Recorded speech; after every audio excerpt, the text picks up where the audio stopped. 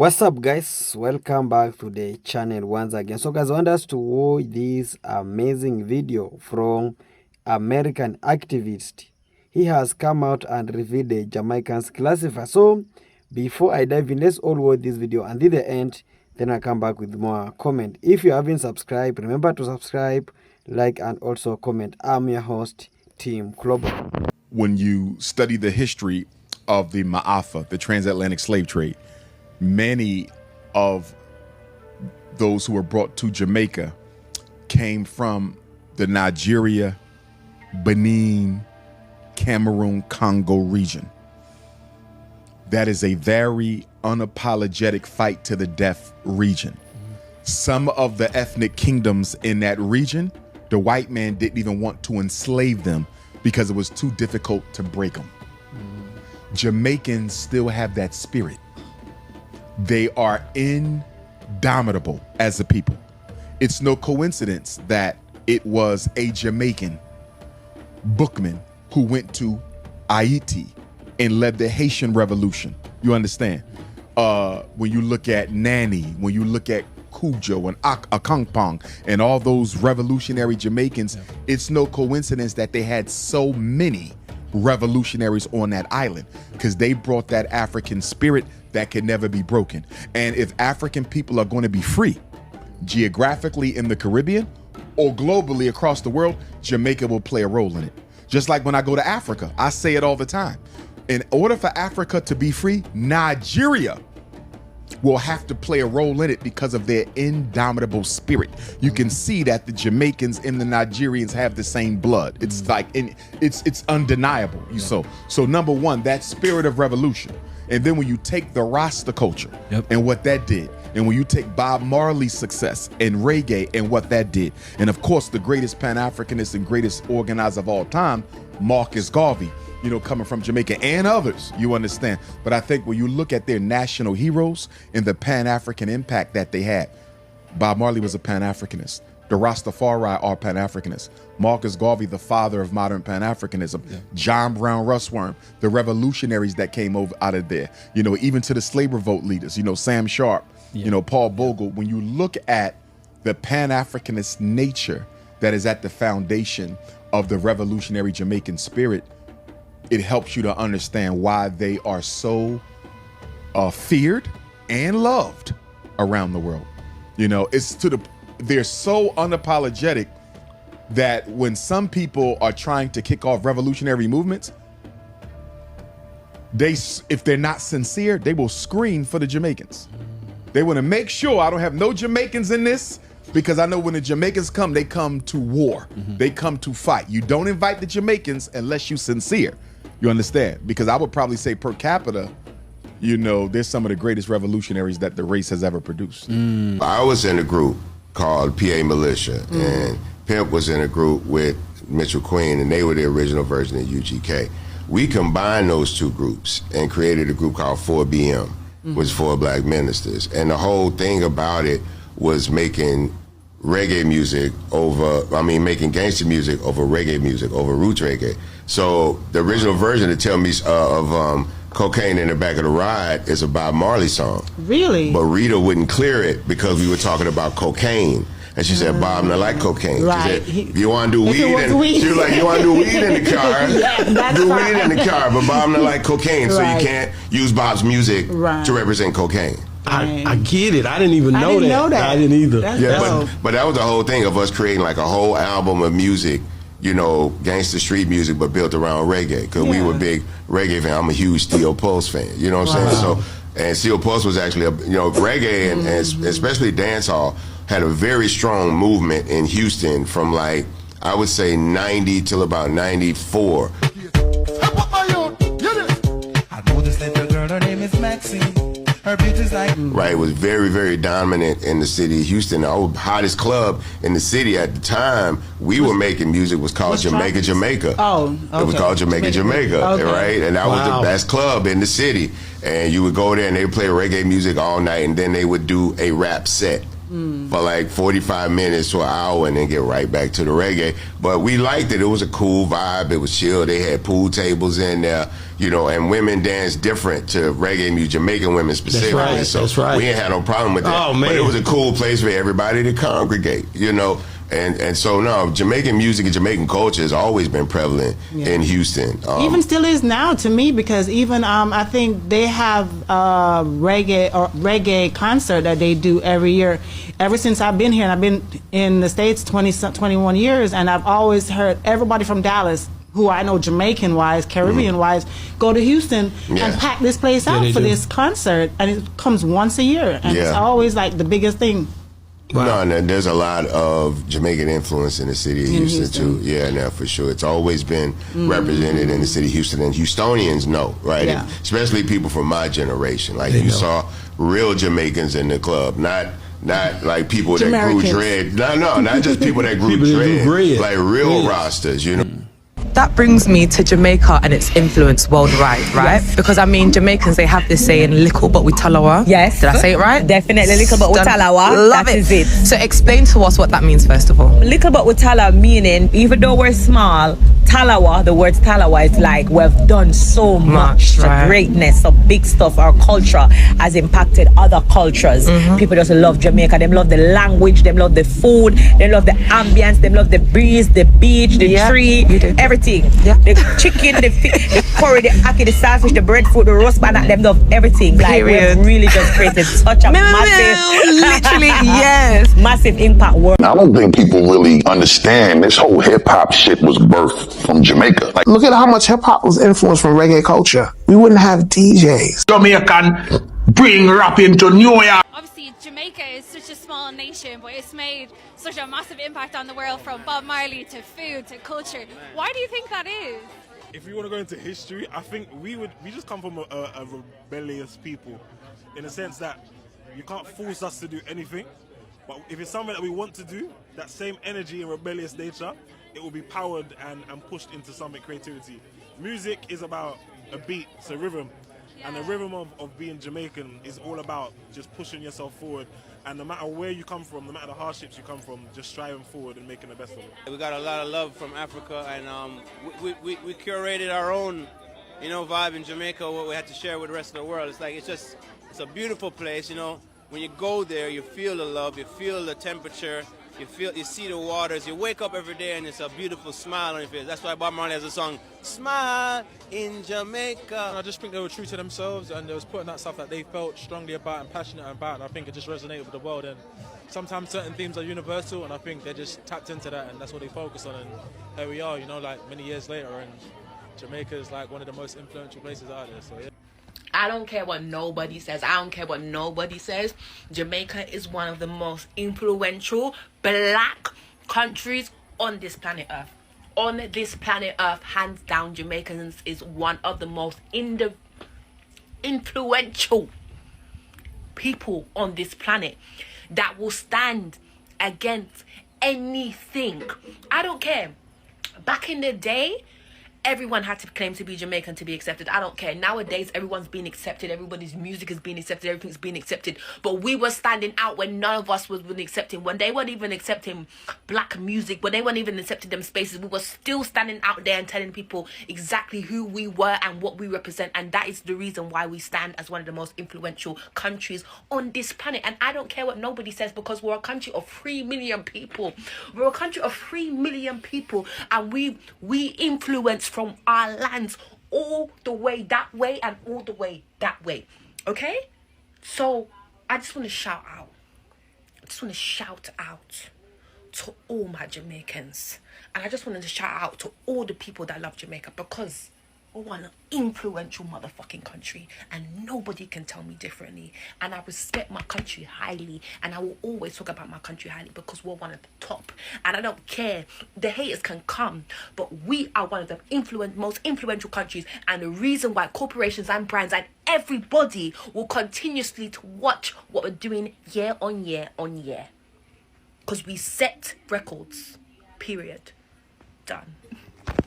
Where rapping come from? Who originate rapping? Who originate rapping? Jamaican. A Jamaican originate rapping. A Jamaican bring rapping to New York. Come all the way out the back and be very blunt with it. The Jamaican and Puerto Rican contributions to hip hop is negligible.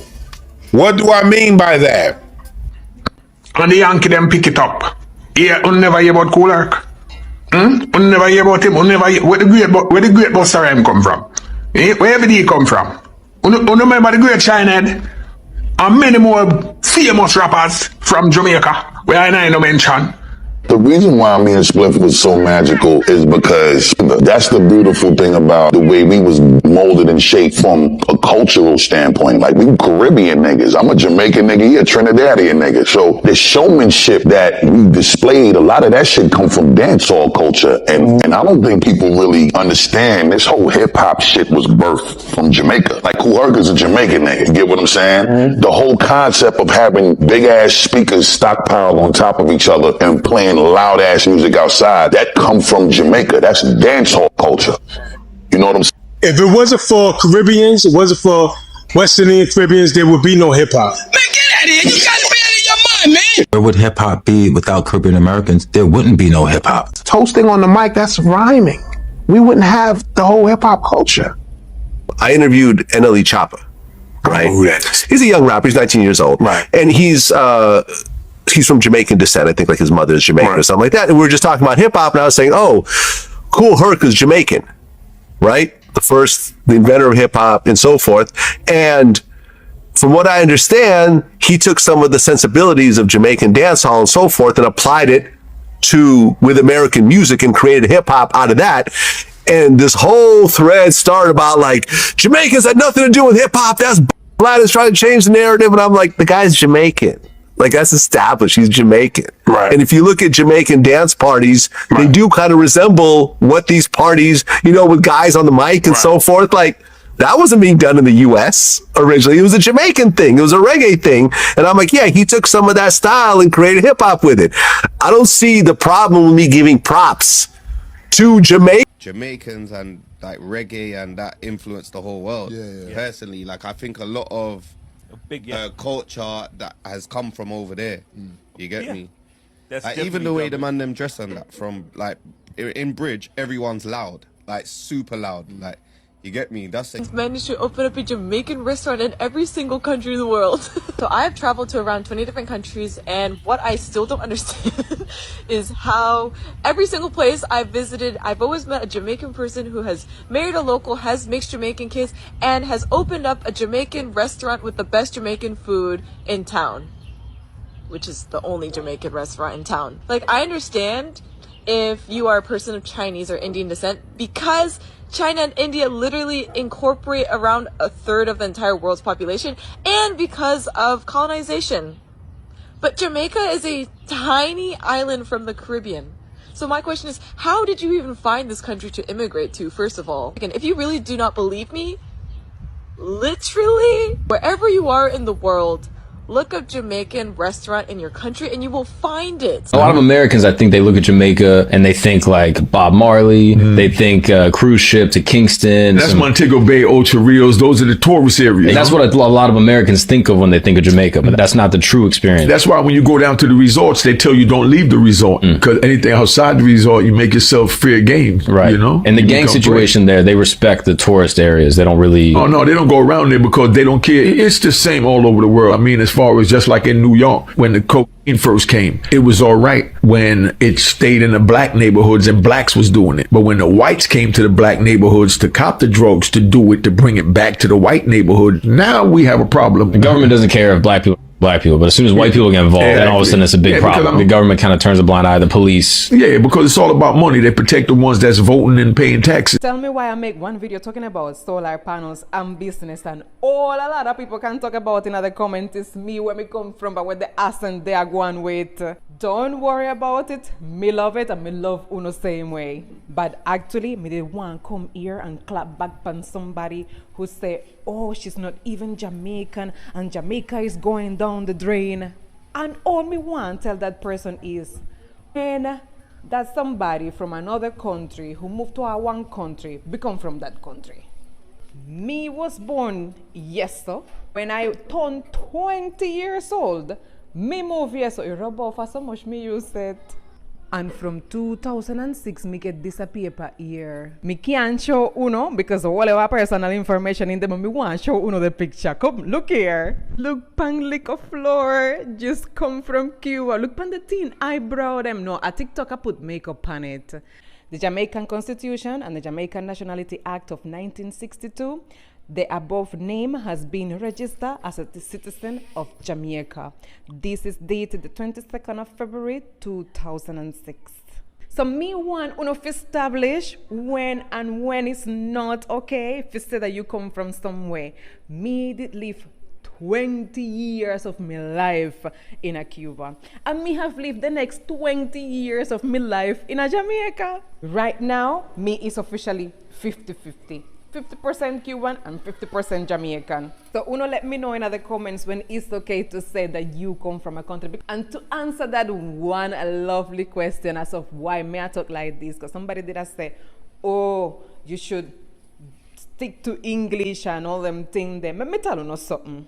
See me, who was born yesterday in a Cuba, came to this place here not knowing one word in English. So how uno expect me to sound? When uno migrate from Jamaica go to Canada, uno sound like English people? No, uno adapt, uno accent based in the country that uno there. And uno don't know English already, so uno don't have any excuse. Me at least have an excuse. Me never know how to speak English, so me drop in a Jamaica now. And me learn to chat like uno because it's a uno me hear talk. Me not hear English people talk. Me not hear American people talk. Me not work at embassy. And trust me, me do try to break in the American market and the Canadian market and thing. I start my videos like, yes, so I live in Jamaica and I am Cuban and you don't know, say Jamaica nice. And me did tell you, so me can't hold my tongue. Me can't hold it. The English just feel constraining. It just feel bland. It just feel square. Me like the patois spicy. The patois come, with thyme and scallion and pimento. You understand? The English uses some mashed potatoes and some greens in the side. Me like the Jamaican accent, and me is going to continue mixing up the Cuban thing in there because no matter what me try, the R is going to roll, and me can't differentiate jam from jam, whether it's the one that grow around and the one that you put at the bread are the same thing. There you have it. I am one spicy jerk quesadilla. For all of you who are new to my account, welcome to my TikTok tribe. I am Cuban, I live in Jamaica, and that's why Mr. Hello guys, welcome back. Do you know anything hidden against Jamaica? Because Jamaica has a deep history, because most of you normally love Jamaica. Most of people know Jamaica very long a time ago as one of the most influential and the most loved country in the world. But they really know who is the Jamaica, who is the Caribbean, where is Jamaica. So Dr. Omar, so if you really love Dr. Omar, give this video a thumbs up, because this American activist got Dr. Omar. She is the Pan-Africanism. When you just look the Dr. Omar, his ancestry is from black countries. He has deep root from the African community. So when you look, when we started talking about Jamaica, so Jamaica really has the deep root from the African ancestries, because during the slavery trade, so Jamaica were taken here from Africa through slavery, and that is the around 1800 years ago. They were taken here from Africa through slavery. And then one thing you remember that Jamaica has so many races, and most of Jamaica were taken here from Africa. And that's why you will find some language from the Jamaicans has the deep root from the African identity, because you cannot separate the identity. You cannot remove African from Jamaica. So when you talk about the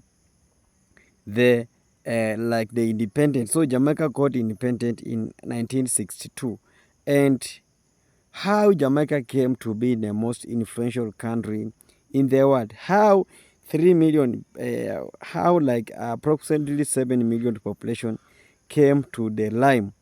So when I dip in, we have some Jamaican legends. When we started about the Marcus Garvey, so Marcus Garvey really fighting for the really black people for so many years. So he started this movement, and this movement of the freedom he influenced to Africa, and when it just reached to Africa, it influenced the Kwame Nkrumah of Ghana and Patrice Lumumba of Congo, and also the Jomo Kenyatta. So this movement came and it's really influenced so many people, and that's why you find that like Kenya got independent in 1963, 1964, whatever. So these movements really started by the Marcus Garvey, and that's why when you just mentioned the name Jamaica, Marcus Garvey came in the topic, because this man is a legend. He really fighting for the freedom of the black people.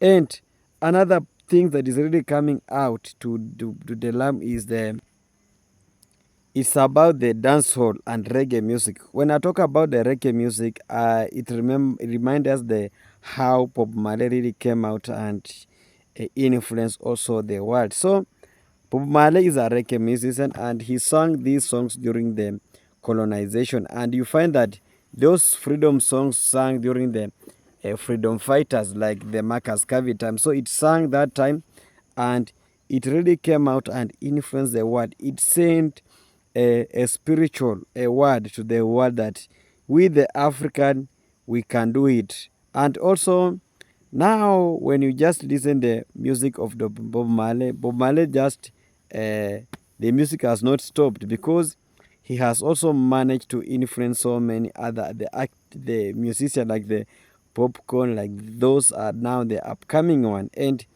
this made Jamaica to be known in the world. And also when I talk about now when I come to terms of culture, because Jamaica has the rich culture in the world. When you talk about the dance hall, we talk about the food. Jamaica has the rich culture. You cannot really come out and really compare the Jamaican culture with others, and that's why that lady is talking about she was shocked to see Jamaica really open the big restaurants. Jamaica has been having the one of the KFC in the world. No other country can really come out and really compete with Jamaica. Jamaica is the one that has been dominating. And somebody can ask the Team Global, why so many have so many other assets in Jamaica like the Chinese and whatever. So these really other races really came out in 1800 after the abolishment of the slavery. You feel that this like the first Chinese really came in Jamaica in 1854. That is the first China appeared in Jamaica. That's why we have so many dominant Chinese in Jamaica, and now saying Jamaicans are crying out that the Chinese, they have really taken over our country. No, these people really came out during the abolishment of this colonial slavery, and they are the Jamaicans. They are not really the Jamaicans. And that's why no man say that Jamaica is not a race. Jamaica is a nationality. So you cannot really call them non-Jamaicans. They are Jamaicans. So guys, I want to hear your thoughts, guys, in comment section. If you really know the hidden classified against Jamaica, just drop in comment section. Let's interact more. I'm your host, Tim Kulobot. If you haven't subscribed, please remember to subscribe, like, and also comment. And thank you so much for your love and your support, for always coming back and watching my video. Bye for now. See you in the next one.